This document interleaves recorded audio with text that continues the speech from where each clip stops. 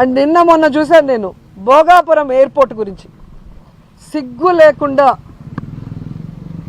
Central minister Rammohan Rao గారు, అచ్చెన్నాయుడు వీళ్ళందరూ కూడా చంద్రబాబు నాయుడు కృషి చేశాడంట. ఏం కృషి చేశాడు నాయన? ఎన్నికలు ఉన్నాయంటే నెల ముందర రాయేయటమా? ఇలాంటి రాళ్ళు రాష్ట్రం మొత్తం వేశాడు. ఏ రోజు ఏ రాయికి పనిచేయలేదు. జగన్మోహన్ రెడ్డి అక్కడికి వెళ్ళి ల్యాండ్ అక్విజిషన్ చేయటం కానీ, అక్కడున్న రైతులకి కాంపన్సేషన్ ఇచ్చి పునరావాసం కల్పించడం దగ్గర నుంచి దానికి అమౌంట్ని కేటాయించి దాన్ని శరవేగంగా పనులు చేయించడం అనేది అందరూ గమనిస్తున్న విషయం. అండ్ సాక్షాత్తు జిఎంఆర్ హెడ్ మల్లికార్జున్ గారు చెప్పారు కదా, ఆ రోజుల్లో వైఎస్ఆర్ గారి చేతుల మీదుగా శంషాబాద్ ఎయిర్పోర్ట్ కట్టాను, ఈరోజు ఆయన కొడుకుల చేతి మీదుగా భోగాపురం ఎయిర్పోర్ట్ కడుతున్నా, నాకు చాలా హ్యాపీగా ఉంది అని. ఇంత స్పష్టంగా వాళ్ళు పబ్లిక్గా మీటింగ్స్లో చెప్పిన దాన్ని ప్రజలు వినలేదనుకున్నారా, చూడలేదనుకున్నారా, లేదా మతిమరుపులు ప్రజలకు అనుకున్నారా? సిగ్గు లేకుండా అబద్ధాన్ని చెప్తున్నారు. ఇదే రామ్మోహన్ గారిని నేను సూటిగా ప్రశ్నిస్తున్నా, మీకు దమ్ము ధైర్యం ఉంటే ఆల్రెడీ చంద్రబాబు నాయుడు అదే సమయంలో నెల్లూరులోను కుప్పంలో కూడా ఎయిర్పోర్ట్ కడతానని రాయేశాడు కదా, మరి భోగాపురం కట్టగలిగిన వాళ్ళు ఎందుకు ఇవి కట్టలేకపోయారు? మీ అబద్ధాలు నమ్మటానికి ఎవ్వరు లేరు.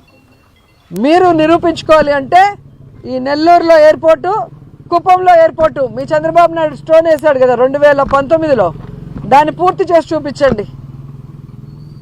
ఈ రామ్మోహన్ రావు కేవలం మైకుల ముందు మాట్లాడటానికి తప్ప పనిచేయడానికి పనికిరాడు అని నేషనల్ మీడియానే ఏ విధంగా గడ్డి పెట్టిందో మీరు చూశారు.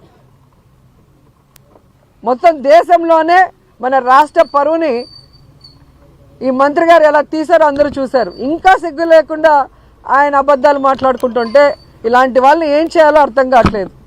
నాకు తెలిసి విదేశాల్లో అయితే ఇలా తప్పుడు వాగ్దానాలు చేసే వాళ్ళని, అబద్ధపు మేనిఫెస్టోలు ఇచ్చే వాళ్ళని, ప్రజల్ని మోసం చేసే వాళ్ళని ఎత్తి లోపలేస్తారు జైల్లో. ఇక్కడ వ్యవస్థల్ని మేనేజ్ చేసుకోవటం, ప్రజల్ని మోసం చేయటం, వెన్నుపోటు పోవటం వీళ్ళకి అలవాటైంది. కానీ ప్రజలు ఇంకా సహించే పరిస్థితిలో లేరు.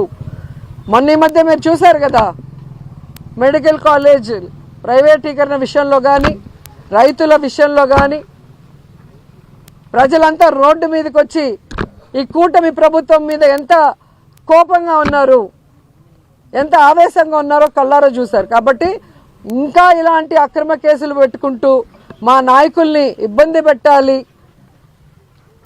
అలాగే రాయలసీమకి, ఆంధ్రాకి, ఉత్తరాంధ్రకి అన్యాయం చేయాలని ప్రాంతీయ అసమానతల్ని కల్పిస్తూ వాళ్ళకి గొడవలు పెట్టాలనుకుంటే మాత్రం వీళ్ళని తరిమి కొట్టేది ఖాయం. అండ్ పిన్నెల్లి రామకృష్ణ గారు